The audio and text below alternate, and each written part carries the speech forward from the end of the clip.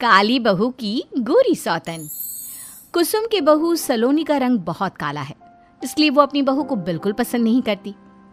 कुसुम का बेटा आयुष दिखने में तो बहुत सुंदर है, लेकिन वो दिमागी रूप से बीमार है। इसलिए कुसुम ने उसकी शादी एक काली लड़की से करवा दी, क्योंकि उसके पागल बेटे से कोई शादी नहीं करना चाहता था। माँ, वो देखो कौवा, कौवा देखो कितना काला है बिल्कुल सलोनी की तरह सही कह रहा है बेटा तू। वैसे ये कौवा भी तेरी बीवी से ना ज्यादा गोरा है। माँ देखो आ गई सलोनी। सलोनी, मेरे लिए क्या लाई हो तुम? आयुष जी, मैं आपके लिए चॉकलेट मिल्क शेक लाई हूँ। क्या? Chocolate shake?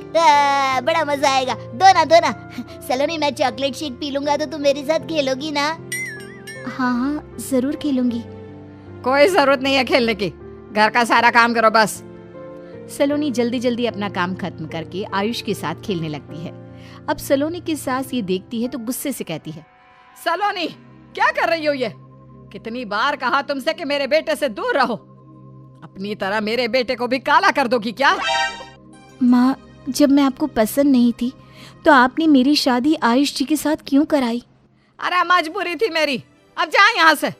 तेरी परछाई भी मेरे बेटे पर नहीं पड़नी चाहिए। सलोनी अपनी सास की जली कटी बातें सुनकर भी आयुष की बहुत देखभाल करती है। उसकी दवाइयों का, हर छोटी से छोटी चीज का ख्याल रखती है। एक दिन आयुष छत से गिर गया और उसके सर से खून निकलने लगा। हाय, मेरा बेटा गिर गया। अरे कोई मदद करो, मेरे बेटे को कितना खून निकल रहा है। अरे कोई अस्पताल लेकर चलो। सलोनी वहां आती है और आयुष को लेकर सीधा अस्पताल जाती है। इस दुर्घटना के बाद आयुष बिल्कुल ठीक हो गया। अरे आयुष जी, आपको होश आ गया? कैसे हो आप? तुम सलोनी हो ना? आपने मुझे पहचान लिया? पहचानता कैसे नहीं, मैंने तुम्हें इतना परेशान जो किया है। धीरे धीरे आयुष के सर की चोट ठीक हो जाती है। सलोनी ने हर कदम पर आयुष की बहुत मदद की थी, लेकिन फिर भी आयुष उसे जीवन साथी के रूप में कभी स्वीकार नहीं कर पाता है। माँ, आपने सलोनी से मेरी शादी क्यों करवाई? मजबूरी थी बेटा, तेरी दिमागी हालत ठीक नहीं थी, तुझसे कोई शादी नहीं करना चाहता था। सलोनी के माँ बाप बहुत गरीब थे और इससे भी कोई शादी नहीं करना चाहता था। इसके माँ बाप के भी बहुत हाथ पैर जोड़े, तब वो शादी के लिए राजी हुए। अरे माँ, तो क्या जरूरी था शादी करवाना? मत करवाती। बेटा, मेरी भी तो उम्र हो गई है, मैं तुझे संभालती या घर को? मुझे भी तो किसी की जरूरत थी ना, जो मेरे घर को अपना घर समझकर काम करे, तेरी भी देखभाल करे। नहीं तो अपने इतने सुंदर बेटे के लिए इतनी काली बहू मैं कभी ना लाती। लेकिन माँ, मैं इस काली कलोटी सलोनी के साथ नहीं रहना चाहता। अरे परेशान क्यों होता है? दूसरी शादी कर लेना बेटा। और आयुष ऐसा ही करता है। वो जूली से शादी करके उसे घर ले आता है। आयुष जी, आपने दूसरी शादी कर ली, बिल्कुल भी नहीं सोचा मेरे बारे में। तुम्हारे बारे में सोचकर ही ये कदम उठाया है। मैं तुम्हें पत्नी के रूप में स्वीकार नहीं कर सकता। लेकिन आयुष जी, आप मुझसे एक बार पूछ तो लेते। तू इस घर की मालिक नहीं है जो हर बात तुझसे पूछ कर ही करेंगे। अब ज्यादा बकवास मत कर, हमारे लिए खाने को कुछ बना दे, बहुत भूख लग रही है। सलोनी को आयुष की बेवफाई से बहुत दुख होता है। वो किचन में खाना बनाते समय सोचती है, आयुष जी इतने मतलबी कैसे हो सकते हैं? मैंने क्या कुछ नहीं किया इनके लिए, दिन रात जाग कर सेवा की, इस घर को अपना घर समझा, लेकिन उन्होंने मुझे सिर्फ इसलिए ठुकरा दिया कि मेरा रंग काला है। क्या उनकी नजरों में मेरे दिल का कोई मोल नहीं है? सलोनी ये सोच ही रही थी कि तभी वहां पर जूली और कुसुम आकर कहती हैं, ऐ कालो, तुझसे खाना बनाने के लिए कहा था, इतनी देर लगती है क्या खाना बनाने में? तमीज से बात करो, जिस तरह से तुम इस घर की बहू हो, उस तरह मैं भी इस घर की बहू हूँ। तू इस घर की बहू कभी थी नहीं और कभी होगी भी नहीं। तेरी हैसियत इस घर में नौकरों से कम नहीं है, समझी? अब जल्दी से खाना बना दे। एक दिन सलोनी घर का काम कर रही थी, तभी जूली और कुसुम वहां आकर कहती हैं, सलोनी ये ले, मेरी कुछ पुरानी साड़ियां हैं, अब मैं इन्हें नहीं पहनती, तुम ही इन्हें पहन लेना। मैं तुम्हारी पुरानी साड़ी क्यों पहनूं? काम नौकरों वाला और नखरे महारानी वाले। ठीक है, मत लो। वैसे भी सासू माँ ने तुम्हारे सारे नए नए कपड़े तुम्हारी अलमारी से निकाल लिए हैं। अब तुम्हारे पास यही साड़ी है जो तुमने पहन रखी है। सलोनी, वैसे भी तुझे नए कपड़ों की क्या जरूरत? अब से तो जूली के पुराने कपड़े ही पहनेगी। नहीं माँ जी, मेरे कपड़े वापस करो, मैं अपने ही कपड़े पहनूंगी। अरे सलोनी कौवा, अगर मोर पंख लगा लेना तब भी वो कौवा ही रहता है, मोर नहीं बन पाता। तो कितने भी अच्छे कपड़े पहन ले, रहेगी तो तू काली ही। मैं चाहे जितनी भी काली हूँ, लेकिन आपसे बेहतर हूँ। मेरा तो तन ही काला है, आपका तो मन भी काला है। तभी मेरे सारे एहसान भूल गए आप सब। इस बात पर जूली सलोनी को जोरदार थप्पड़ मारकर कहती है, माँ जी से इतनी ऊंची आवाज में बात करने की तुम्हारी हिम्मत कैसे हुई? अब कुसुम और जूली सलोनी पर बहुत अत्याचार करती, उसे खाने के लिए भी कुछ नहीं देती।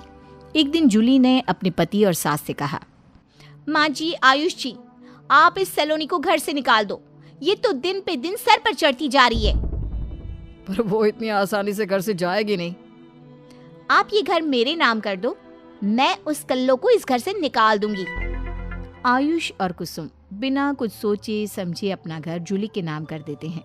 अब जूली सलोनी से कहती है, ओए कल्लो, ये पकड़ अपना सामान और निकल जा इस घर से। मैं क्यों जाऊं इस घर से? ये मेरे पति का घर है।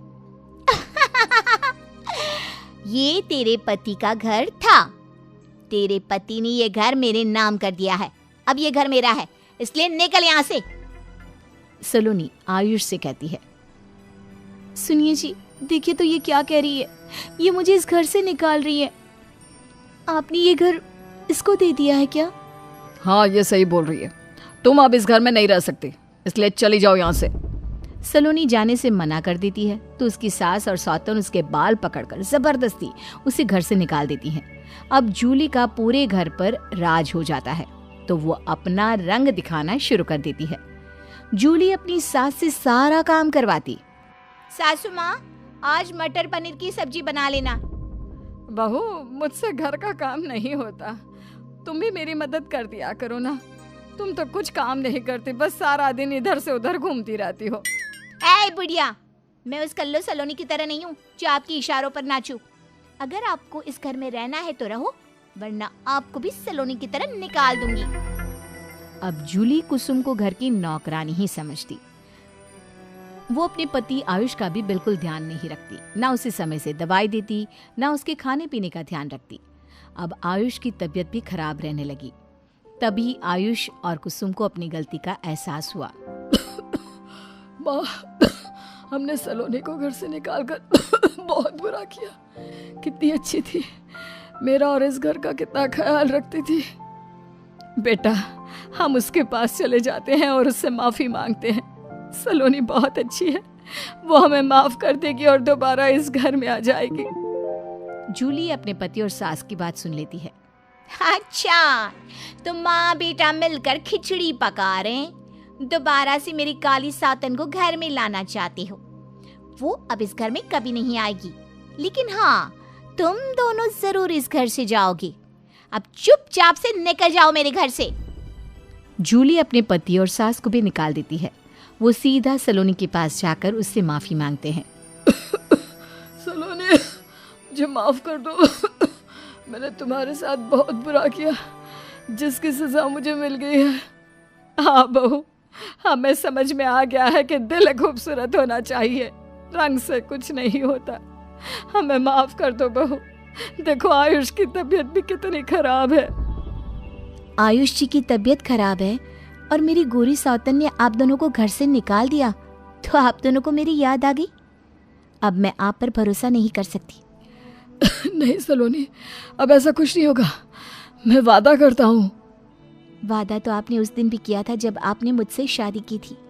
और माँ जी, आपने मेरे माता पिता से वादा किया था कि आप मुझे बेटी बनाकर रखोगी, लेकिन आपने तो मुझे अपने घर पर नौकरानी बनकर भी नहीं रहने दिया। नहीं नहीं बहू, अब ऐसा नहीं होगा। छोड़िए माँ जी, अच्छा हुआ आप दोनों यहाँ आ गए, मुझे वैसे भी आप दोनों से मिलना था। सलोनी अलमारी से तलाक के पेपर निकालती है और आयुष के हाथ में थमा देती है। मुझे आपसे तलाक चाहिए, इन पेपर पर साइन कर दीजिए और मुझे हमेशा के लिए आजाद कर दीजिए।